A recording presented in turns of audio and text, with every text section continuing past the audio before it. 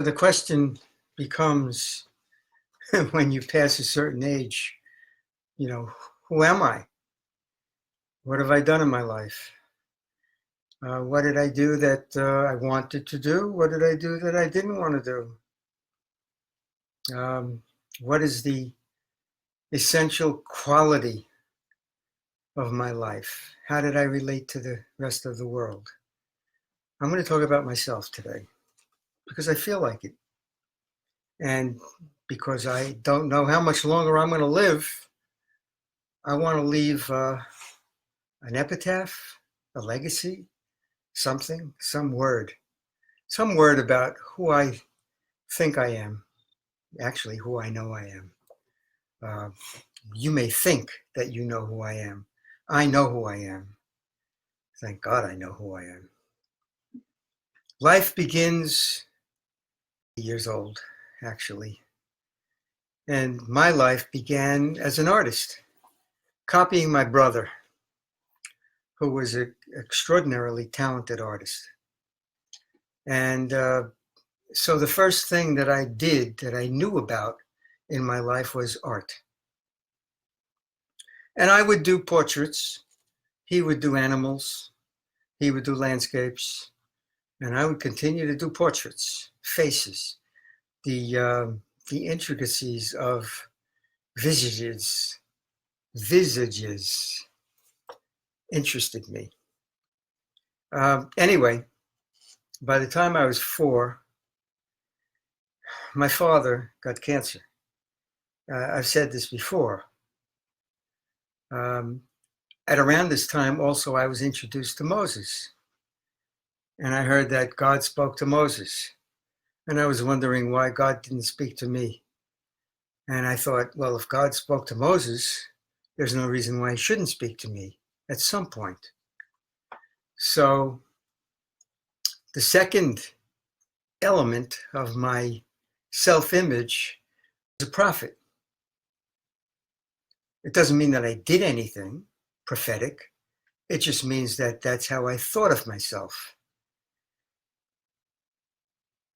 And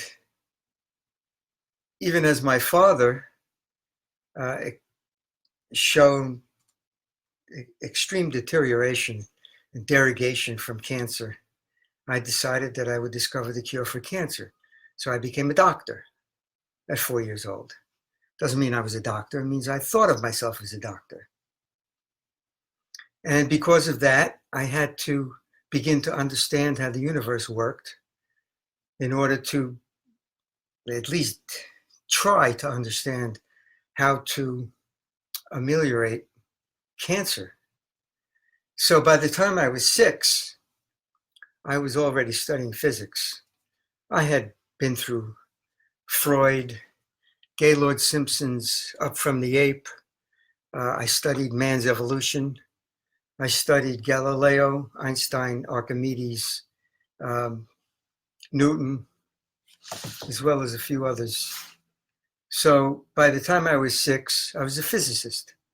Doesn't mean I was a physicist. It means I looked at myself as a physicist. And then in the next few years, I was studying relativity physics in order to try to understand what questions to ask Einstein. He was still alive. I was born in 1946. He passed in 1955. So he was still alive. And I was trying to analyze the possibility of asking him questions of relevance so that I could begin to understand actually what he understood. And I was building electromagnetic devices when I was about 7 or 8 years old. Of course, I came out of a shower one day and I got a terrible shock. It lifted me off the ground. That was the end of my engineering days. So I didn't look at myself as an engineer. But by the time I was 9, Einstein passed, 1955. I cried for 2 weeks because I would never get an opportunity to ask him the questions that I needed to ask him. And my mother took me to the Furriers Union. My father was a furrier. And they were giving free music lessons. And I started the clarinet. I did it for her. She wanted me to become a musician so that I could earn a living, actually earn money on my way through school, high school, college, and so on. So I was practicing an hour a day in music for my mother. So at that point, I was beginning to consider myself a musician. I wasn't yet a musician, but I was looking at myself as a musician. The fact of the matter is you are what you choose, and you choose what you are. There's no question about that. It's true that you have to use the genetic, inheritance that you're given. That's true. It's true that you can't always control your environmental circumstances. That's true. But the fact of the matter is that ultimately you're a point mass and you're relating to the rest of the universe. And however you relate to the rest of the universe is what you are. You choose what you are, and you are what you choose. That's existentialist, but I don't limit myself to Jean-Paul Sartre existentialism or Heidegger or Kierkegaard, but nevertheless, existentialism makes relevant points.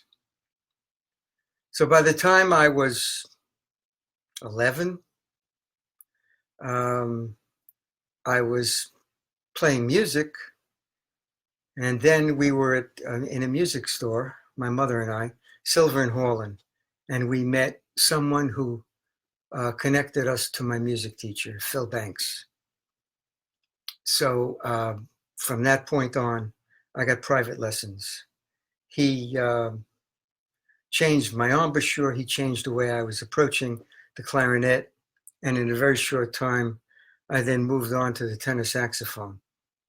I bought, my mother bought the best clarinet. It wasn't a Selmer. It was from Paris. It was the sweetest clarinet ever made. And it said so. And then I bought a Selmer Mark VI tenor saxophone. So I had the best instruments that anyone could have because my mother wanted me to be a musician.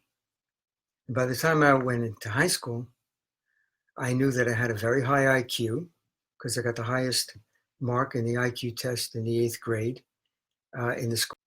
Well, I was becoming accomplished as a musician. As an artist, I was the art editor in the 6th grade school. In the 8th grade school, I was the best in the city. I won city contests. I won the art medal. So I knew I was an artist by then. As far as science goes, I had no doubt about my ability in science because I was free, I was open, I knew I was smart, but I was honest. If I didn't know something, I told myself.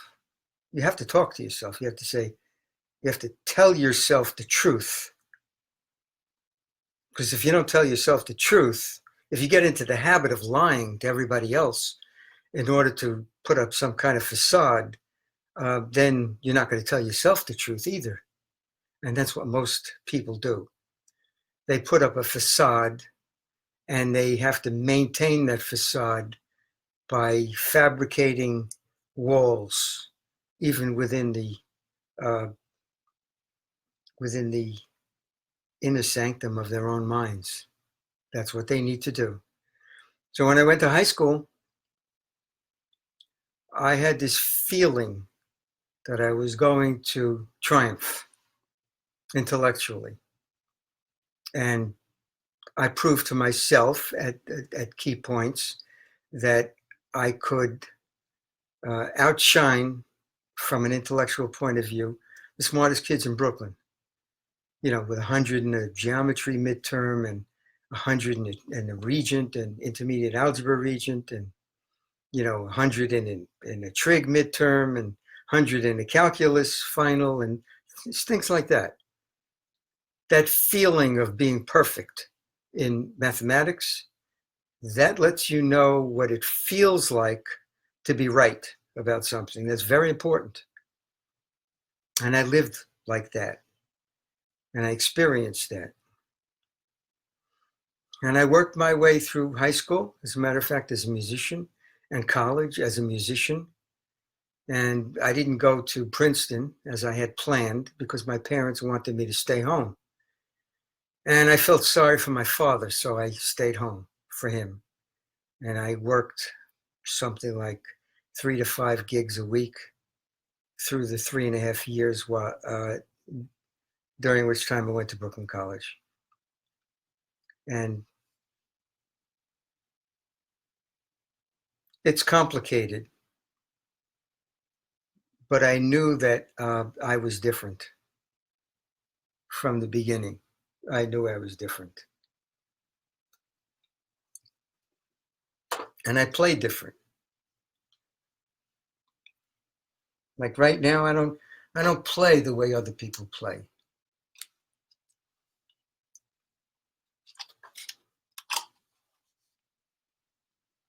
Take this thing off.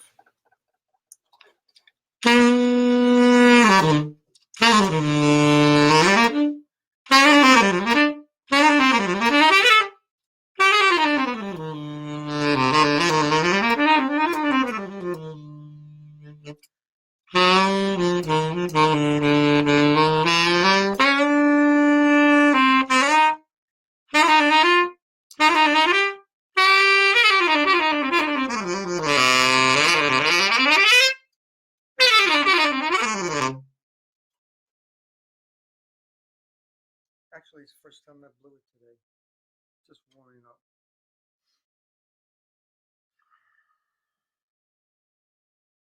So you are what you choose. You have to ask yourself, what are you good at? What makes you happy? You have to be honest with yourself. There has to be an answer. You have to come up with an answer. You can't say, I don't know.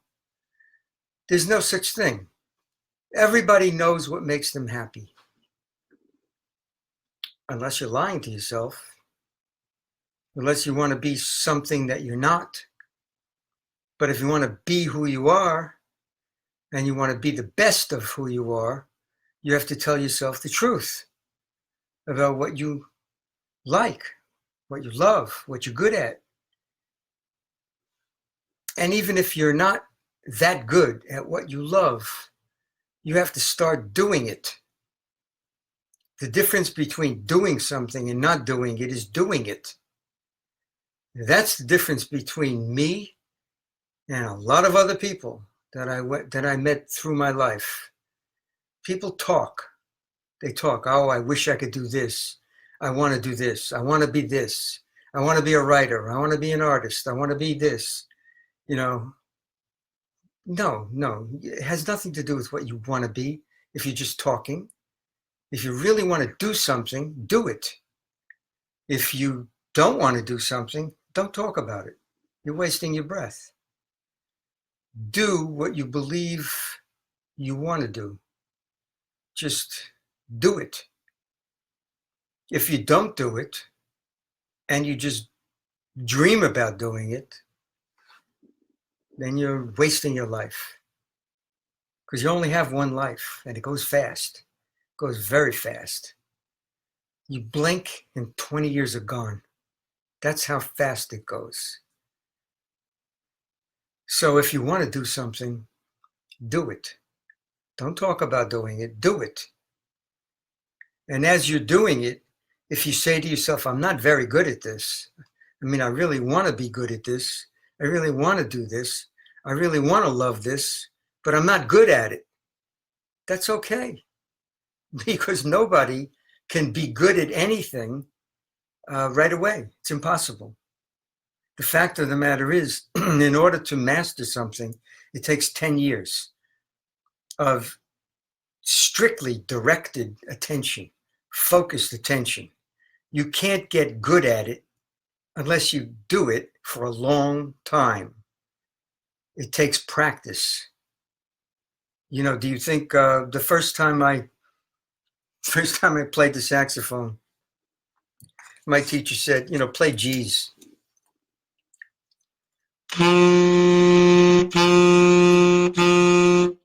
And then just, you know, vary the timing.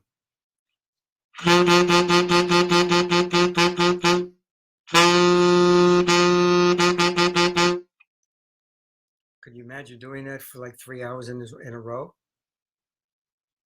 And thinking you're a musician? That's what you have to do to be a musician. You have to keep doing it. And maybe the next day, instead of doing a G, you could do a G and an A. But you can't do, you know, complex arrangement. Can't do that. Not after 2 days of playing. Maybe after 20 years of playing, you could start to do that. And after a lifetime of playing, more than 60 years, then you could do a lot of different things.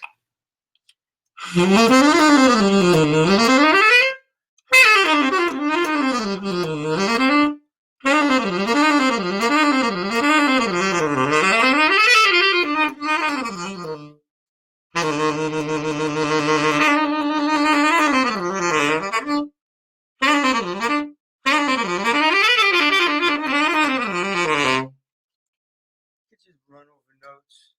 Doesn't mean anything. I'm not really doing anything now. I'm just kind of warming up a little bit. But you can't do that unless you've been playing a long time, because you don't know where the notes are. You don't really know what you're doing. It takes time. It takes a long time, especially with the clarinet. And there are other instruments that are even harder. They take even more practice, more time. If you want to be a writer, you have to devote yourself to writing. You have to write. You can't be afraid of a white page. You can't say, I don't know what I'm doing. I don't know what I'm writing about.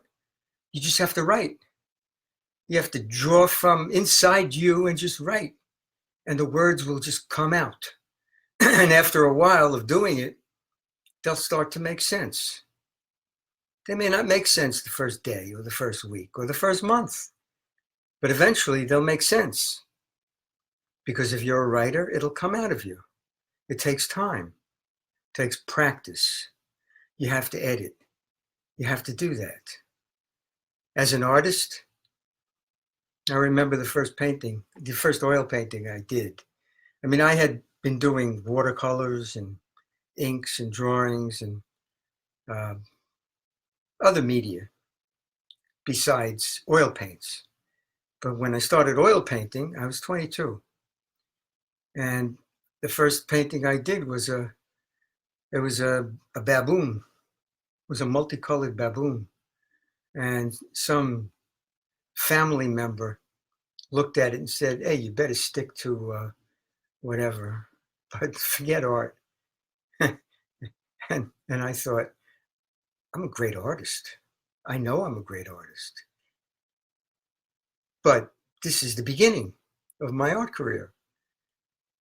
So what I'm thinking of is what I'll be able to do 10 years, 20 years from now, 30 years from now. Not what I just did. That was just practice. I'm just beginning my lesson. That was impetus to continue, not to stop. It's just the opposite.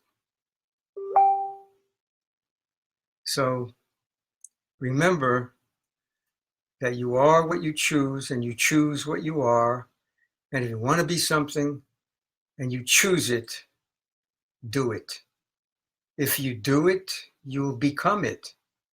If you don't do it, then you're just a dreamer like everyone else. And that doesn't count. Because anybody can dream. Not anybody actually does something. It doesn't mean that everybody doesn't have the potential to do something.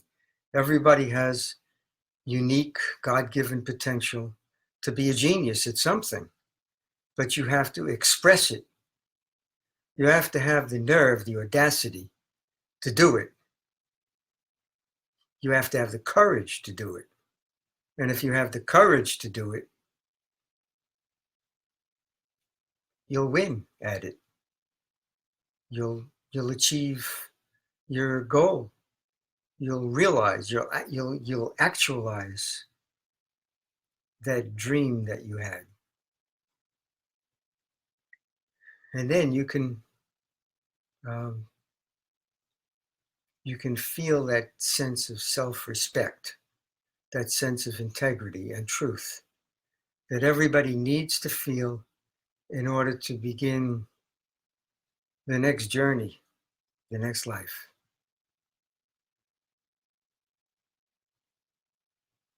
Okay. You should play more.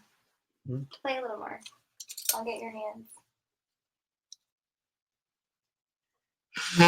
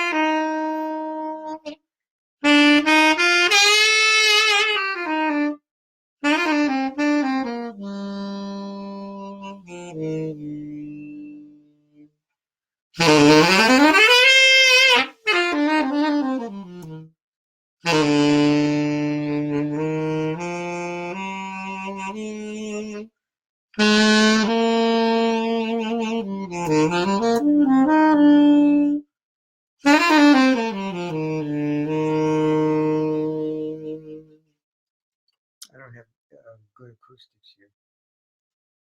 It's a bad place. Downstairs is good.